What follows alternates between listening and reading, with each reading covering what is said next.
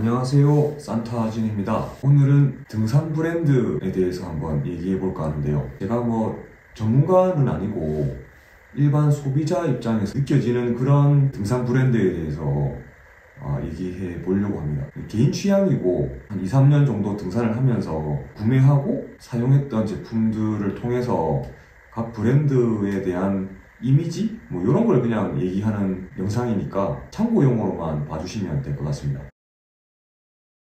우리나라에서 이제 등산하시는 분들이 조금만 관심 있으시면 가장 유명한 브랜드가 이제 아크테릭스죠.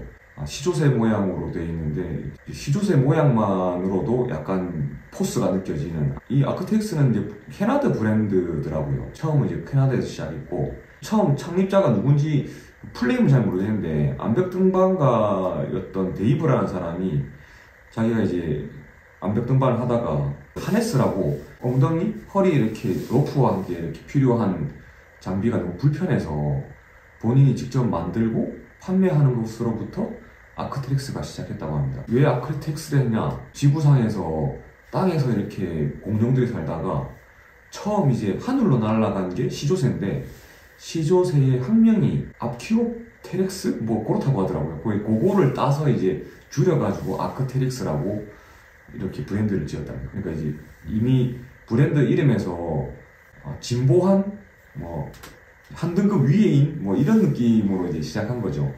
자기만의 그런 독자적인 것보다는 제품을 잘 만드는 회사와 협업을 해서 이제 만들기 시작하더라고요. 가장 대표적인 게 고어텍스로 유명한 고어사와 협업을 해서 고어텍스를 적극 도입해서 그 당시까지만 하더라도 고어텍스는 우주복이나 군사용이나 이런 쪽으로 주로 쓰이다가 이걸 스포츠용으로 이렇게 끌어들이면서 YKK와는 완전 방수 지퍼를 이제 제작 같이 하고요. 가끔씩 이렇게 등산복이나 스키복이나 운동복을 보면 지퍼가 이렇게 올라오는 게 아니고 약간 곡선으로 되어 있는 걸 보셨을 거예요. 아마.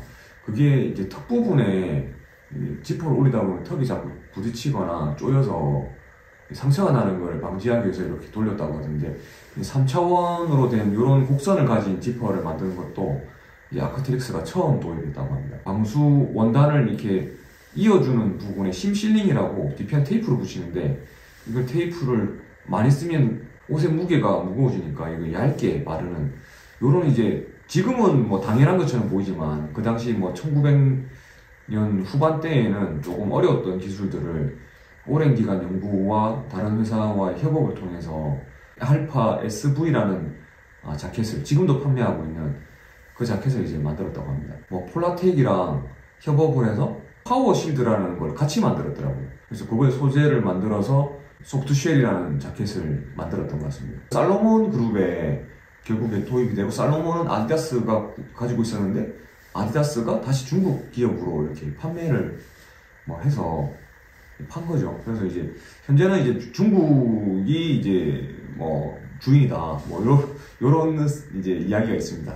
그냥 운동을 위해서 이렇게 최적화된 디자인 요소나 이런 거를 빼버리고 그냥 그런 기능성에 초점을 둔 그런 제품인 것 같고요. 또 느낌은 약간 애플이나 혹은 볼보 같은 느낌이 들더라고요. 볼보는 안전을 위해서, 혹은 애플은 삼성이나 LG나 일본이나 혹은 제조는 또 중국에 맡기는 것처럼 이제 여러 가지 회사들 자기들이 조합을 해서 생각으로 이제 좋은 제품을 만드는 것처럼 이제 아크테릭스도 약간 그런 느낌의 그 브랜드 같고요.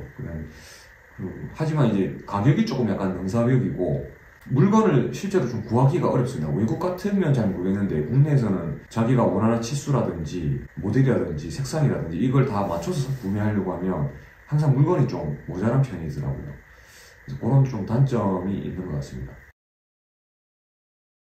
파타고니아라는 이제 회사가 있는데요. 이 창립자 역시도 이본 시나드라는 분인데 이분도 역시 이제 클라이머였고 처음에는 카라비너라고 이렇게 등산하실 때 로프를 이렇게 묶거나 걸거나 이러는 장비가 작은 게 있는데 알루미늄이나 이렇게 되어 있는 게 있는데 그거를 이제 본인이 가벼우면서 튼튼하게 만들면서 시나드 이퀄먼트 이제 장비 회사라는 거죠. 그러니까 등산에 필요한 장비들을 본인이 만든 회사를 이제 설립한 겁니다. 이제 그게 이제 만들고 나서 이후에 이제 미국에 이렇게 아웃도어 열풍이 불면서 이제 아웃도어 인구가 급증하면서 또 사건 사고가 많으니까 정부에서 이제 이런 뭐 스키장이라든지 아웃도어 뭐 등산이라든지 뭐 암벽 등반이라든지 이런 거에 대해서 이제 규제를 하기 시작해요. 그러면서 이제 그걸 이제 직격탄을 맞으면서 이제 취나드 이커먼트라는 이 회사가 파산을 하게 됩니다. 근데 이제 고 하면서 이제 의류를 같이 만들게 되는데 이게 이제 파타고니아거든요. 파타고니아를 이제 같이 가고 있었는데 취나드 이커먼트는 그냥 파산해버렸고 파타고니아는 점점 승승장구하게 됩니다. 브랜드의 이런 홈페이지나 이런 걸 보면 자기 옷을 사지 마라. 뭐 가능하면은 뭐 재활용을 해서 옷을 만들겠다. 뭐 이런 식으로 ESG 뭐 이런 친환경적인 뭐 그런 거를 많이 표방하고 있죠.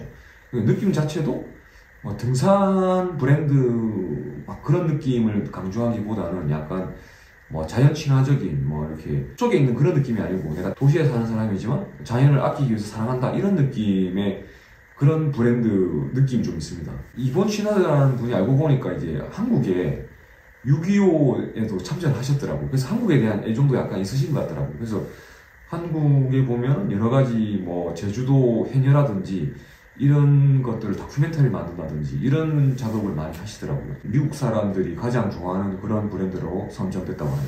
뭐 저는 이제 이 파타고니아에 뭐 많은 걸 가지고 있진 않고 모자랑 티셔츠를 가지고 있는데요. 대부분 이제 속건성이 있고 하지만 좀 약간 좀 잘 헤어진다고 해야 되나? 너무 얇아서 그런지 그런 점도 좀 있고요. 유명한 게 이제 R1 에어라고 미드레이어로 유명한 옷인데 그 제품이 좀 유명한 것 같고 그 위에도 유명한 거 많죠. 그 다음에 캐필린이라는 티셔츠도 유명합니다. 아주 가볍고 빨리 마르고 촉감도 좋은 제가 사용해보니까 그런 느낌이 많이 들더라고요. 그리고 이제 블랙 다이아몬드라는 또 회사가 있는데요. 이건 뭐 우리나라에 블랙 다이아몬드라고 정식 매장이 있는 것 같지는 않고 다른 이제 뭐 중간에 수입하시는 업체분들이 그냥 이것저것 팔면서 블랙 다이아몬드를 끼워서 파는 것 같고요. 어떤 데 가면 아크텍스 매장에도 블랙 다이아몬드 제품도 들어가 있는 경우도 있더라고요. 블랙 다이아몬드는 아까 얘기했던 파타고니아에 이번 취나드가 만든 취나드 이커먼트가 망하면서 거기 있던 직원들이 다시 으쌰으쌰 해가지고 만든 회사가 블랙 다이아몬드라고 합니다. 블랙 다이아몬드는 사실 옷보다는 장비에 조금 더 유명세가 있는 것 같고 트래킹 폴, 스틱 같은 경우에는 네키와 버금갈 정도로 많은 이제 기술력이 있고 또 이제 인지도도 높고 이게 좀 특징이고요. 제품 라인업 중에 보면 장갑이 되게 많습니다. 장갑도 아주 세세하게 분야별로 이렇게 나와 있고요. 여성분들이 많이 사용하시던데 그 디스턴스라는 배낭도 되게 유명하죠. 조끼용으로 돼가지고 뭐 모양도 심플하게 딱 각이 잡혀서 보기 되게 좋은 것 같습니다. 던 페트롤이라는 소프트쉘 재킷을 가지고 있는데 그거 이외에도 톱라인이나 뭐 알파인 스타터 후디, 서킷쉘 뭐 이런 제품들이 좀 유명합니다. 근데 제가 뭐 한 벌밖에 안 입어봐서 뭐 비교하기는 좀 어렵지만 소재면에서는 아크트릭스와 버금간다고 느껴지는데 테일들은 약간 부족한 것 같습니다. 방수를 하게 되면 위에 지퍼에 이렇게 방수 덮개가 없다든지 포켓이 수평적으로 돼 있어가지고 물건이 지퍼를 열면 금방 빠진다든지 뭐 그런 점에 있어서는 조금 디테일이 부족하고요. 영국 브랜드 중에 랩이라는 회사가 있는데요. 이것도 역시 이제 등산을 좋아했던, 등산이라기보다는 뭐 이렇게 탐험가? 약간 이런 느낌이신 분이 있는데 이분 이름이 랩 캐링턴이라는 분이 있는데 이분이 이제 뭐 여러 가지 모험을 떠나다가 이 파타고니아에 또 어디 가신 모양이에요. 갔다가 거기서 뭐 아시는 분을 뭐 지인을 이제 사귀게 됐는지 그러다가 그분이 이제 군용으로 납품하는 침낭 제조 관련된 일을 같이 도우다가 봉제 기술을 배우신 거예요. 그러다가 이제 뭐 그쪽으로 이렇게 등산용품을 판매하는 거를 회사를 세운 거죠. 그래서 자기 이름을 따서 이제 랩이 된 거고 원단 만드는 회사랑 막 협업을 하다가 퍼텍스라는 걸 만들고 지금 현재도 퍼텍스라는 회사가 있죠. 주로 이제 침낭에 많이 쓰입니다. 바람막이나. 제가 이제 이 랩이라는 회사 제품을 여러 들고 있는데 외국 실제로 판매 금액보다 우리나라가 훨씬 더 쌉니다. 그런 조금 이제 가격적인 특징이 있고요. 기능적인 면에서도 보면 아크테릭스에 비해서는 조금 면이 약간 떨어지긴 한데 사실 뭐 그게 아주 뭐 큰 차이는 아니라서 약간의 그런 걸 용납하신다 그러면 가격이 한 절반 이상 싸거든요.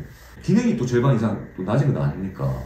그래서 매우 합리적인 등산용품 브랜드 같은 느낌이 들고요. 제품을 이렇게 써보면 이 사람들이 조금 그 아크테릭스와는 좀 다르지만 이 사람들도 등산에 조금 진심인 듯한 느낌이 드는 브랜드입니다. 아크테릭스처럼 아주 유명세를 떨치지는 않지만 이제 기능은 제대로 하는 그런 브랜드를 선호하시는 분들한테 어울리지 않을까 뭐 그런 생각이 드네요.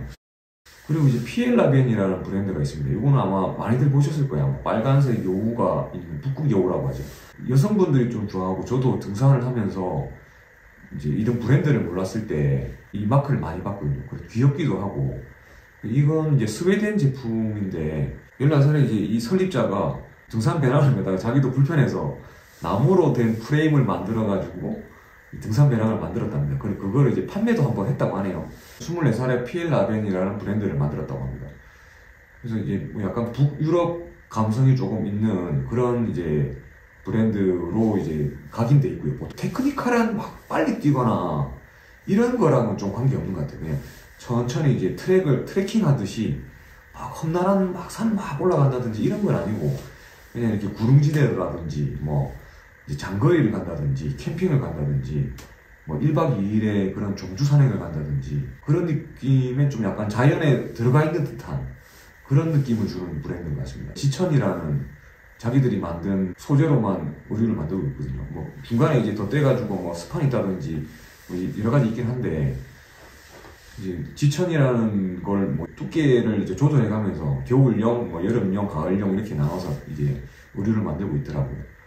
지금 약간 이제 한 개의 소재로 아주 오랫동안 그 디자인도 거의 변하지 않았습니다. 그래서 조금 어떻게 보면 좀 지루한 브랜드이긴 한데 질리지 않는 뭐 그런 느낌이 많이 들더라고요. 그래서 약간 정통 아웃도어, 정통 등산가? 약간 그런 느낌도 좀 들고 피엘라벤은 뭐 캡 자켓이 가장 유명하죠.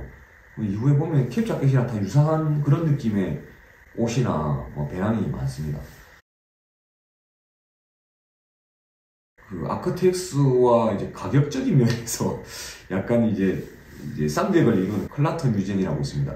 이건 역시도 스웨덴 회사인데 이 회사도 뭐 한 1970년대 그때 이제 같은 동네 등산인들끼리 의류 편집샵을 운영하다가 클라터 뮤젠이라는 회사를 설립했다고 하더라고요. 프리미엄급의 그런 이미지를 밀고 있는 듯한 느낌이 들고 외국은 어떤지 모르겠습니다. 국내에서는 약간 광고를 그렇게 많이 하지 않으면서 가격은 높게 책정하고 또 할인율도 좀 높고 할인을 해도 근데 좀 비싸요. 네.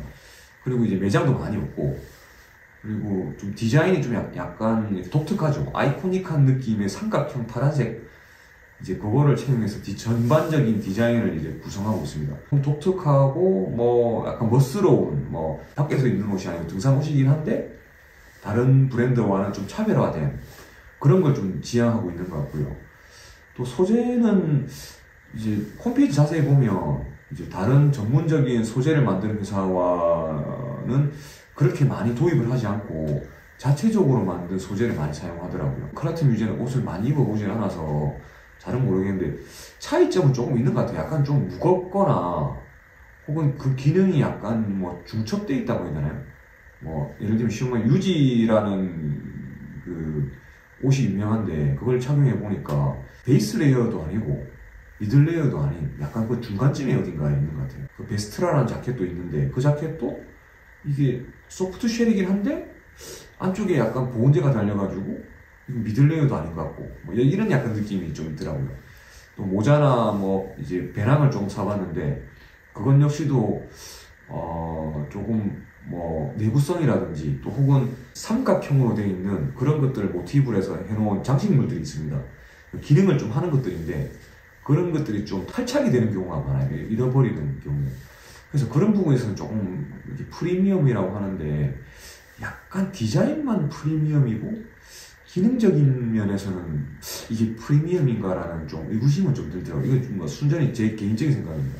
몇 제품을 사용해보지 않아서 전체가 그렇다는 것은 아니고 등산 같이 하는 지인분이 그러는데 고어텍스로 된 제품이 하나도 없다고 하더라고요. 저도 찾아보니까 없더라고요. 보니까. 그래서 이제 그런 걸 보면 조금 자체 개발을 한다라는 그런 게 있긴 하지만, 물론 이제 고어텍스가 뭐 지금에 와서는 되게 어려운 기술은 아니라고 하더라고요. 다른 브랜드들도 고어텍스와 성능이 비슷하거나 혹은 그보다 더 좋은 성능을 내는 제품들이 있긴 한데, 그런 면에서는 조금 자기만의 길을 가고 있는 듯한 뭐 그런 느낌이 많이 듭니다. 그래서 이제 가격 면에서는 아크테릭스와 견줄만 한데, 그게 아마 디자인이나 이런 거에 좀 많이 이제 비중이 높은 것 같고, 기능적인 면에서는 아크텍스와는 조금 다른 느낌인 것 같습니다. 국내에 들어와 있는 것 중에 노스페이스라든지 머렐이라든지 혹은 콜롬비아가 있는데, 그 세 개 브랜드도 해외에서는 되게 유명하거나 알아주는 브랜드였는데, 국내에서는 조금 이제 그런 등산 이미지와는 좀 약간 멀죠. 약간 이제 전문이라는 느낌은 좀 안 들지 않습니까?